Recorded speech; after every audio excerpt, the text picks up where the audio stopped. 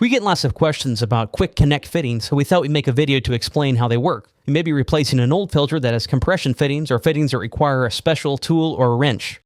With quick connect or push-in fittings, no wrench is required. Just push to connect. The fittings will work with just about any kind of tubing. Essentially, the tubing is pushed into the fitting until it meets an internal stop. This fitting locks it in place and provides a tight, leak-free connection. Here we have a standard inline filter. We're going to remove this little retainer clip on the end of the fitting and simply insert our 1/4 inch tubing, and we just press in until it stops. It's now locked in place. Replace a retainer clip to keep it that way.